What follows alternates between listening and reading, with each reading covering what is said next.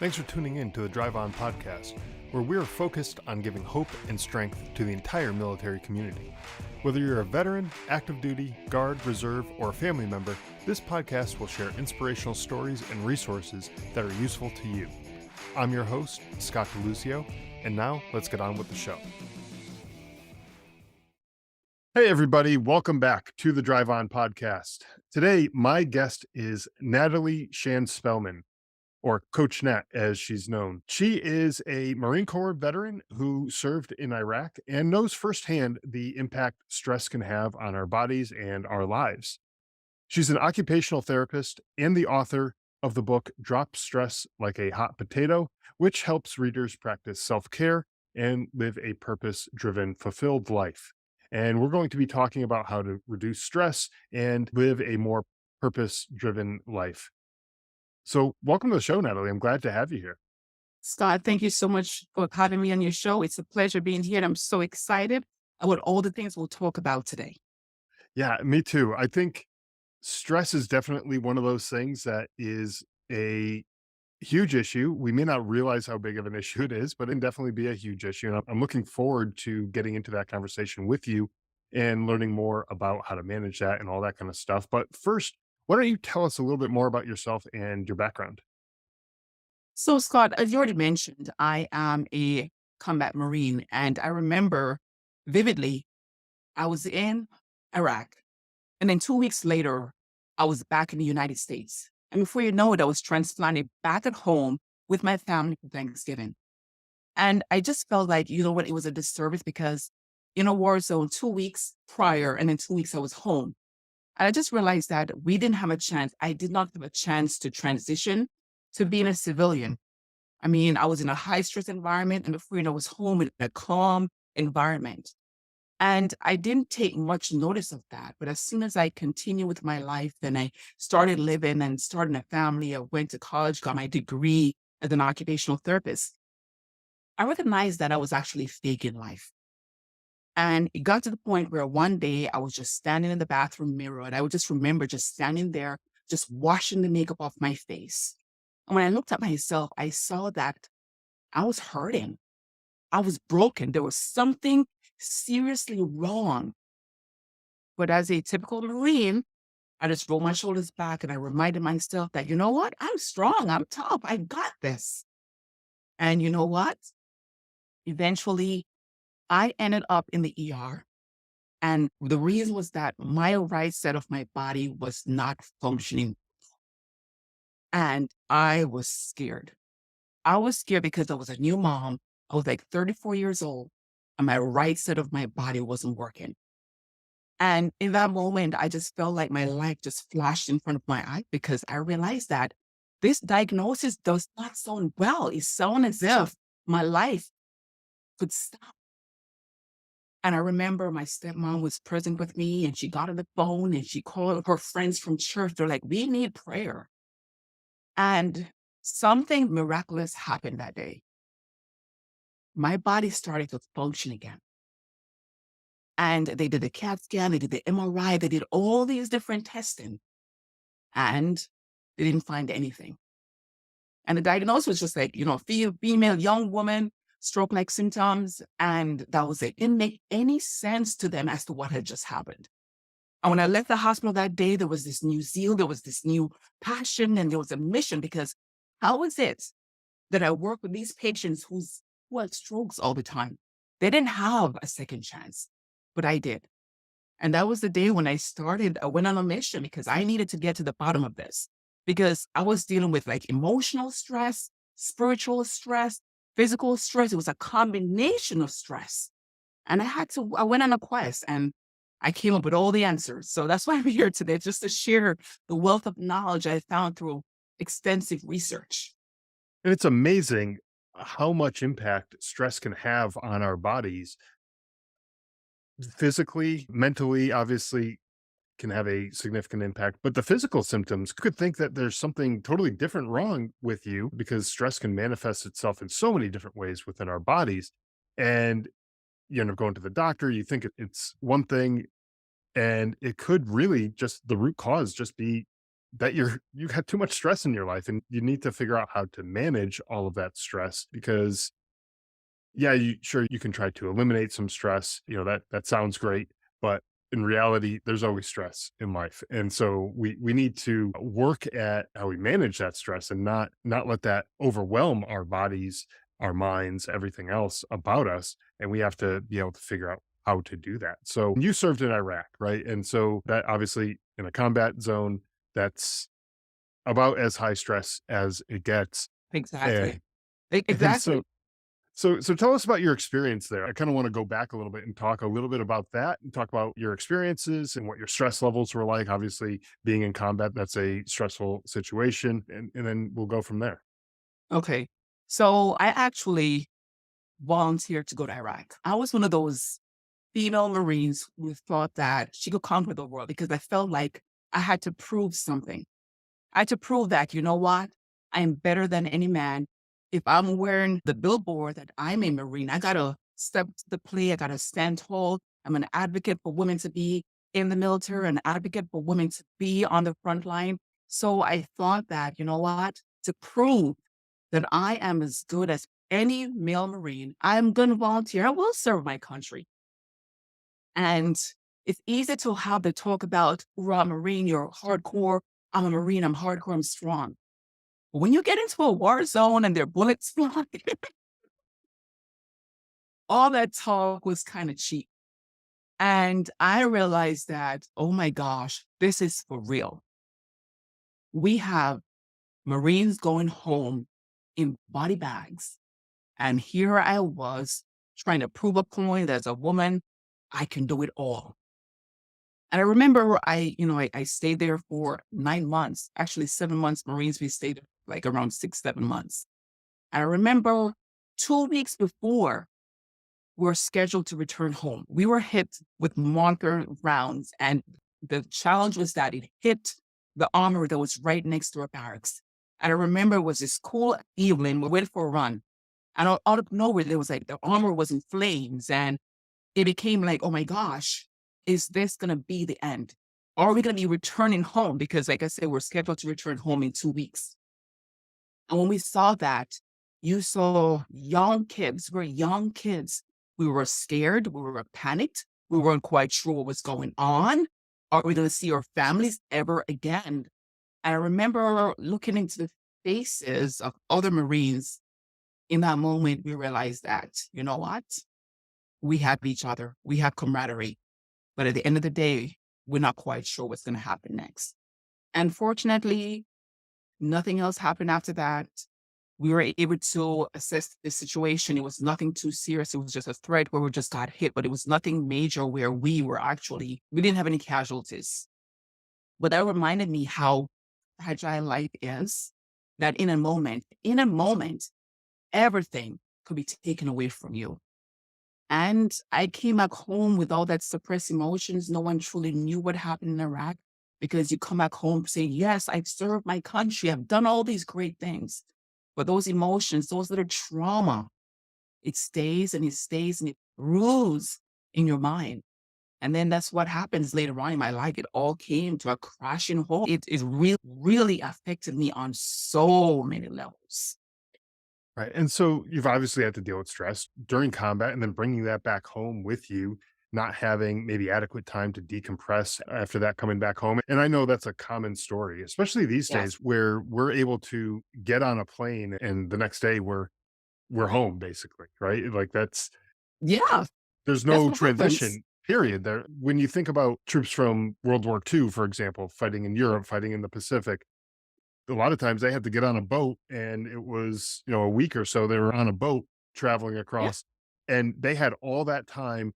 They got to hang out with the people who served with them on the front lines and they got to decompress and had some time that transition to get their heads right before coming Yes. back off that Yes. ship. But when you hop on a plane and it's a 8, 12 hour flight or something like that to get back to where you're going, it's like in a blink of an eye, you're home and you don't have that time to decompress. And especially just sitting in a airplane seat for that amount of Yeah. time. It's like you can talk to the one, maybe two people that are sitting right next to you, but outside of that, who are you really getting to talk to? And so you don't get that kind of time. So, like a lot of listeners, you served in combat, I served in combat. What advice do you have for coping with that kind of stress coming back home? You know what? I want to respond to something you just mentioned because I currently work with veterans on a daily basis. I've been looking at all the different generations and I'm looking at why is it the World War II veterans are tend to doing better than the Vietnam veterans and they're doing better than my generation? Why is it that they're doing better? And I think you just solved that puzzle. I think you solved that because I kept interviewing and asking all these questions. But like you said, they had time to decompress, and we did not. Right. We did not have time. And it makes me think where we come back home and we're transplanted back into our families and they expect you to be the same person you were before you got deployed. You're not the same person. You're No. not. And to me, when you're in a war zone, you're hyper vigilant. You are in a state of high level of stress because the body goes into the survival mode, fights, right? Fight, flee, or freeze. So we're in that high level of stress. And then you're going to transplant me back in an environment where that's not the norm. And then you expect me to assimilate and to function on the same level. I think our society is very unfair when it comes to our veterans because they expect so much without truly understanding what it's like to serve in a war zone, without truly understanding what PTSD is. And I think it is high time that our society are properly educated because I was speaking to a veteran today and he mentioned that he was in a movie theater. He was just there and he just saw a movie, just a clip, just a small clip of something from a war zone. And he immediately grabbed this woman's children and she pressed charge because she was like, how can this man actually try to hurt my kids? And for him, it was a flashback. He felt the need to protect. But the society does not truly understand when we are going through all these stressful episodes in our lives. And it's not just occasionally, it's constantly, especially when you have served in a war zone.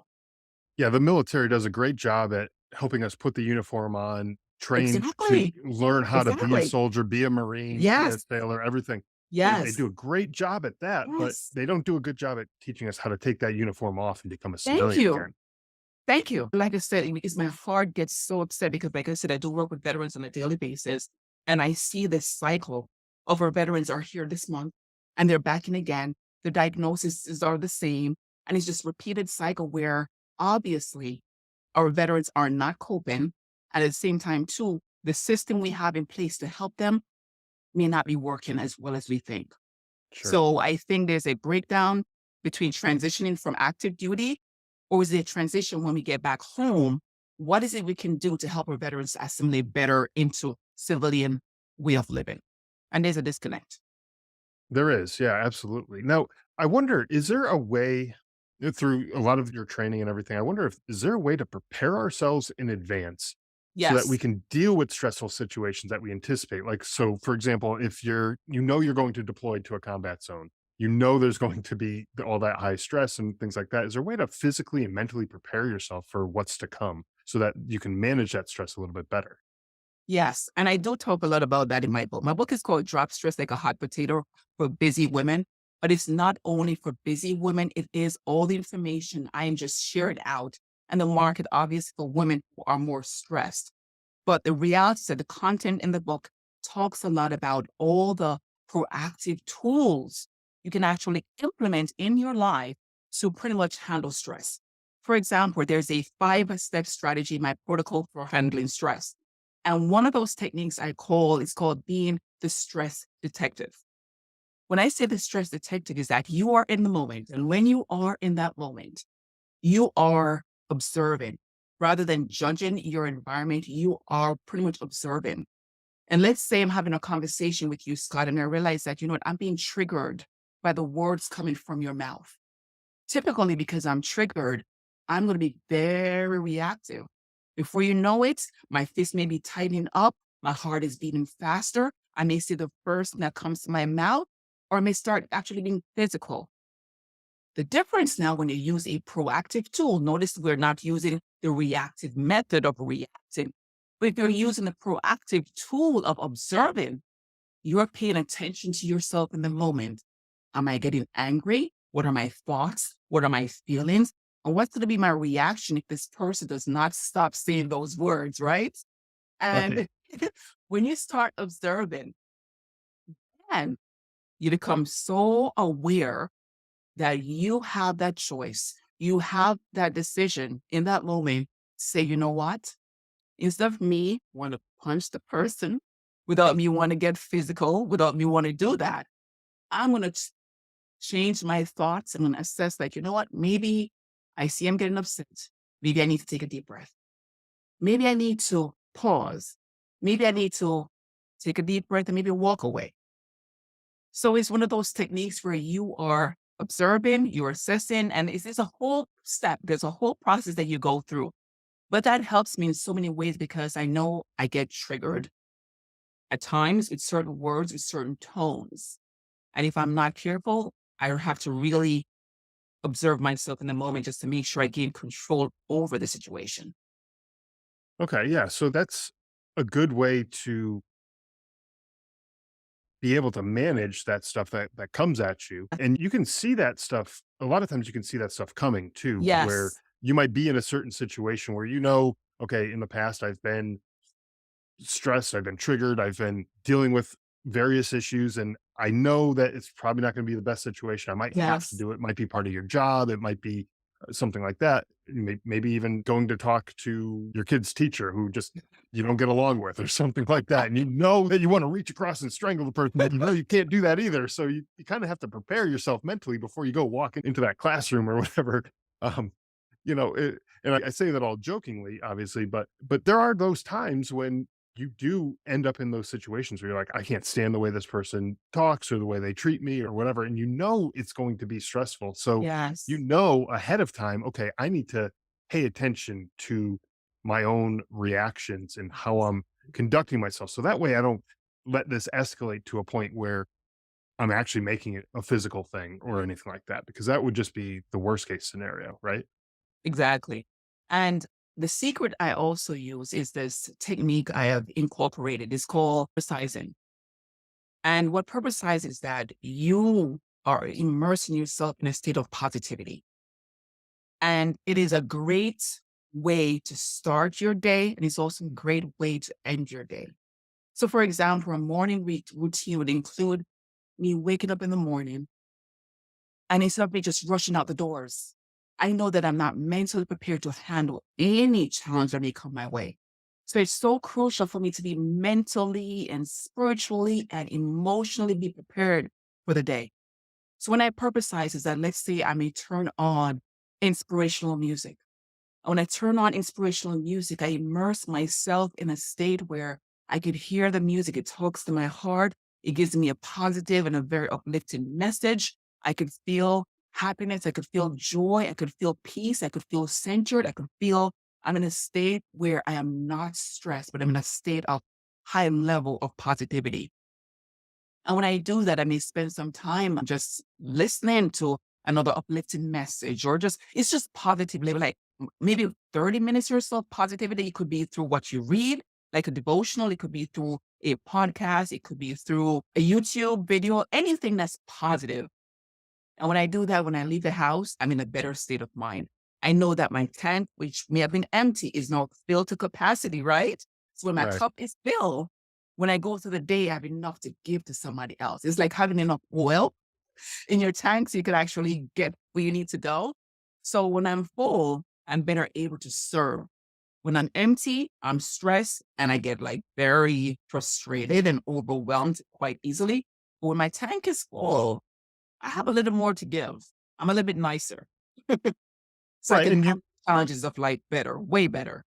yeah, when you're using that example too of having your tank full, Yes, even when you think about your car, you can go a whole lot further with a full tank than you can with that empty exactly. tank, right? And so Exactly. even when there's bumps in the road, when there's things that are you're going uphill, things are maybe a little bit more difficult going off road or something like that. You can get a whole lot further with a full tank of gas than you could with an empty tank or nearly Exactly. empty tank. And so the same idea, I guess, holds true with us as people. You know, you have to fill up on that positivity, fill up You have to. uh, on You all have that to. stuff. And when you're full on positivity, you don't really have as much room for the negativity in your Thank life, you. right? Yes, Scott, you got it. Yes.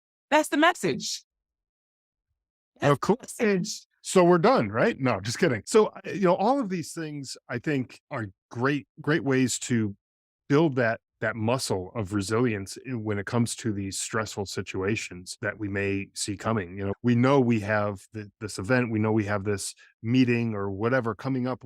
We know we need to be prepared for that. But what about things that are unexpected that pop up? We don't see these things coming. Maybe the sudden loss of a job, and now you have to scramble to figure out how to pay your bills. That all comes along with that, and there's stress involved with all of that situation, any number of other things like that, where now you're living in a very stressful environment. And that stress isn't just situational, where I'm Mm, going to talk to this one person who gets under my skin and I'm stressed about that one situation. This is now life is stressful because I don't have a job and I can't pay my bills because I don't have money coming in. And that creates additional stress. How do we obviously get a new job is, step number one, right. but how do you deal with that stress so that way you can think clearly about what those next steps are? Great, great, great, great question, because that question is so relevant because that is the real life.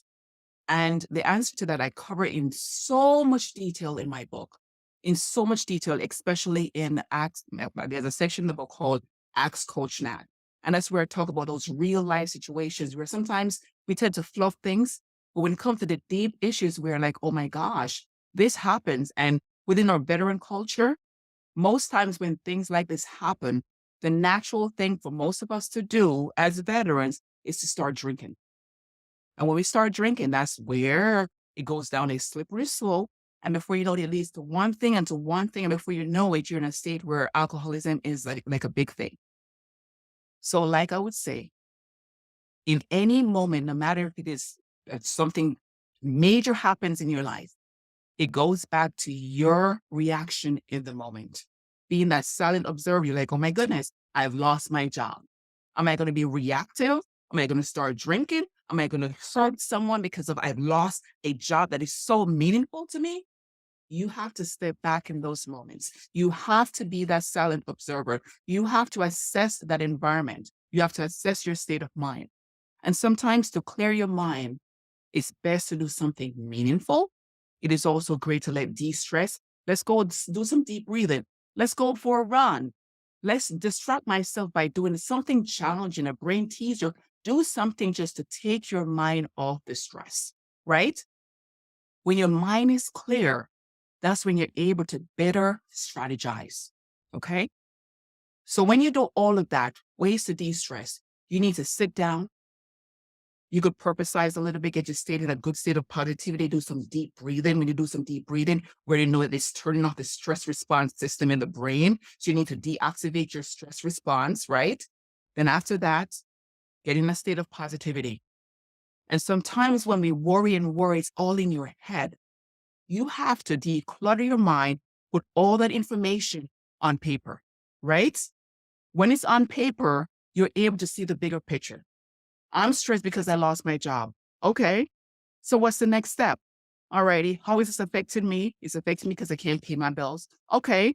What's going to happen? Do I have enough money to pay my rent for the next month? So if you dump in all that information from your brain on paper just to see exactly what's going on, you're going to then assess what's on paper. And then that's when you're going to strategize. What is my next step of action? What do I need to do? Do I need to reach out for my support system? Do I need to connect? When it's all on paper, you're better able to assess the situation. And this is something in the military we do. We just have to assess when our officers are in charge and we're trying to create a battle plan. We just don't react because there's a crisis. We don't react because something is going on. We have to strategize and make great plans. So when it's executed, it is done in the right way and it's more beneficial, if that makes any sense. No, it does. I think all of that makes a lot of sense because Yes. as you were talking, I was thinking to myself of just when you're in the military, you're on a mission. Any mission that Yes. anyone has ever done in the military has had some sort of objective to it. Like this is we're going to go do this because this is the objective, and we're going to go Yes. accomplish this mission. Yes. And So you're laser focused on that objective. That's the thing that you need to Definitely. go and accomplish. And Yes. so in a situation, and I'm just using losing a job as an example, but there's any number of other situations that could be stressful like that. But when you lose a job, if your first reaction, like you said, is to go grab a bottle and just go get blackout drunk or No, just keep drinking, not even no. blackout drunk, just doing that. But it doesn't solve the It problem. doesn't By the time solve you the sober up, problem. the problem is still there. Exactly. It just pushes it off. And then when you finally decide to go and tackle the problem, you're now doing it with a head that's not quite as clear as it could Exactly. be. And so, as you were talking, I hear the voices of some other people, some people who might be kind of like naysayers right now, who might be listening to this episode saying that, well, I just lost my job. How do I have time to go for a run or to go meditate or to do any of this stuff? How do I have time for any of that kind of stuff? And then they go and grab a bottle and they start drinking. It's like, well, how do you have time to go get drunk if Right. you don't have a job? Like going for a run is free. You could go and do that. That doesn't cost you anything. You got to go buy that booze that you're That's drinking, and right. and you don't have a job. So where are you getting that money from? Like that doesn't make any sense, Thank right? you. Doesn't make So sense. And so everything I say is something I implement because I remember I mentioned that I've gone through multiple miscarriages. Imagine as a woman, you're trying to be, it's natural to be your children. For the longest, miscarriages. And to me, that's traumatic in itself. And before you know it, there are moments where I just can't function. There are moments where there's in my life, if I reveal everything that's happened in my life, there's so many moments where something traumatic happens. And I realized that if I take the negative approach, I would not be the person here talking to you today. right, I would not right. be. And it's a matter of picking yourself up, assessing the situation, like what's the mission? What's the goal here? At the end of the day, do I want to make a decision that is positive and it's not going to be making a permanent decision because of a temporary problem? We got to be very mindful when we make decisions. Sure. Yeah. And that is key, is being mindful and thinking through the problem. And I Yes. like what you said before, write down the problem, write down Have what to. is going on, Have just to. list everything out. Yes. And I'm very much the type of person where I like to have a checklist in front of me of, okay, now I know what the problem is. What are the steps? And I'm going to Yes. make a list of the next steps to do, write a resume, go on job interviews, reach out to my network, all these different things that I might need to do if I'm in that situation where I've lost a job and I'm looking for a new job. Again, I'm picking on that because that's just the example that came to mind earlier. But again, any number of different things, right? But Yeah. you come up with a checklist of those things that you need to do, and then you start tackling that checklist. Yeah. And once when you get through that checklist, you should be at the point where you're ready to solve that problem, whatever the situation is that came at you, Yes. perhaps unexpectedly. You now have a game plan. You now have steps that will help you address this problem, and that's going to just And solve the whole problem for you. And it doesn't need you to go and do things that are counterproductive, getting and drunk and doing other things like that, right? Scott, as you're talking, it just hit me that we are, as veterans, we're stronger than the general population, right? Mm. We have been through boot camp. We have gone through different challenges. We have been in a war zone. We've been through so many things. So we can handle high stressful environments because that's what we do when we serve in the military. And the same way we could handle those stressful environments and we come out as winners, we accomplish the mission. We have done those things before. And to accomplish those things, we always do it with a clear mind. The question we must ask yourself is that if we have done this in the military, why is it that we are having a hard time now doing the same things when we're out? Is maybe a different scenario, but the underlying issue is that it's a high stressful moment, high stressful situation. So those same coping skills we had, we could also implement it now as being civilians. And sometimes we tend to forget those skills. Sure. And I would even add that one of the differences maybe between dealing with a problem in the military and dealing with a problem in the civilian world is when you're in the military, you have a whole team of people who are there working together to achieve Yes. that same objective. Yes. So find that network, come Yes. get those people that can help you through any sort of times. It could be neighbors, it could be friends, it could be former coworkers, or even people that you served with in the military. Depending on what the situation is, you may need a different set of people in your corner to help you out with different things.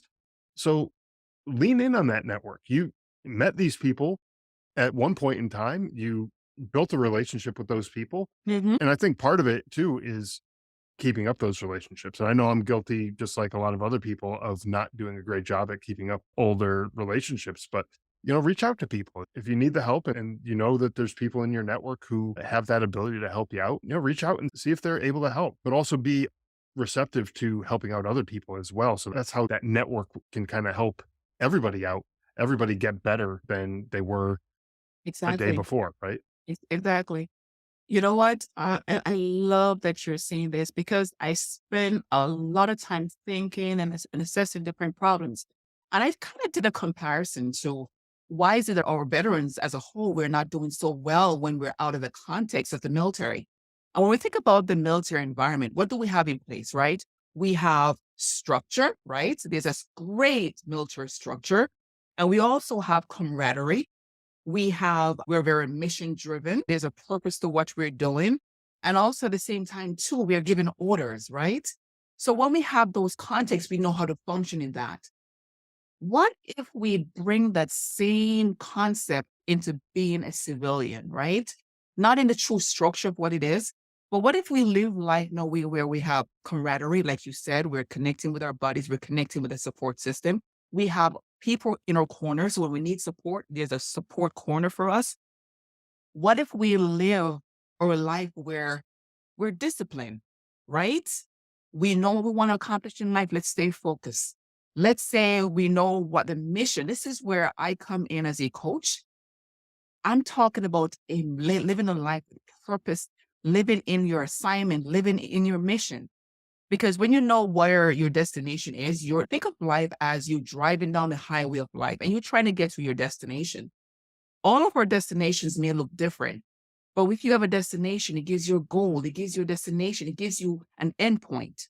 So what if we have the purpose for our lives and we know where we're going? It gives us goals to work on. It gives us a focus. It prevents us from living life aimlessly and recklessly and experimentally. But we're kind of focused on our mission. We're focused on our purpose in our lives. And that kind of gets you to your destination rather than to be living precariously, I think. Yeah, and when you said that, imagine your life as if you're on a literal journey, you're driving You're on a down the journey of road. life. Yeah, Journey of life. when you're on that journey, it's very much like back in the days where you used to print out directions from like MapQuest or something like Those that, days. right? Where they tell you on the printed out sheet, turn left on Main Street and turn right on whatever. And Yes. but all of a sudden, you may come to a street where it's like it's closed, there's construction or something, and that street's closed. Now you have to find Detour. another way around. Mhm. And these are those unexpected things that pop up in life, but you still figure it out. You go around, you Yes. go the next street down, you go take a turn, you work your way around and you follow the detour signs or whatever until you get back on track to where you need to go. There's always going to be unexpected things that happen in Mhm. life.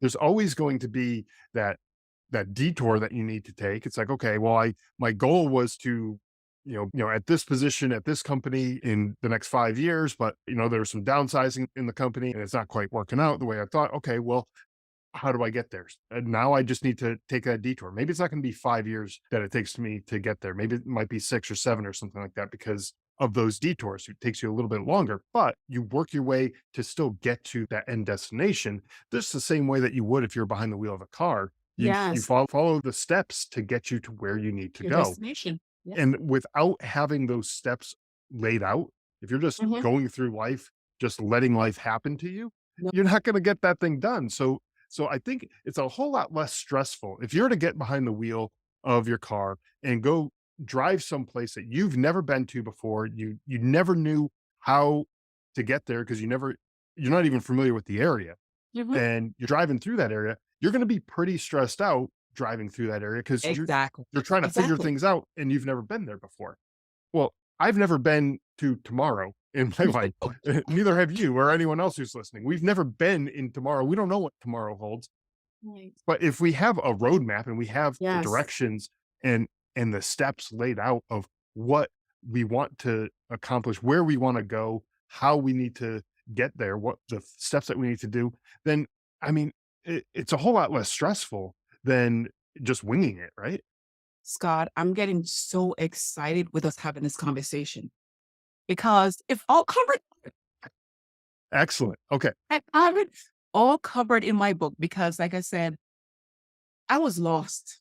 When I said lost, I just, as a woman in the military, you identify yourself as a strong female Marine, and it's a title that only a few people have that title. So imagine coming back home and I'm like, you're not a Marine anymore. You don't have those two Navy achievement medals you have.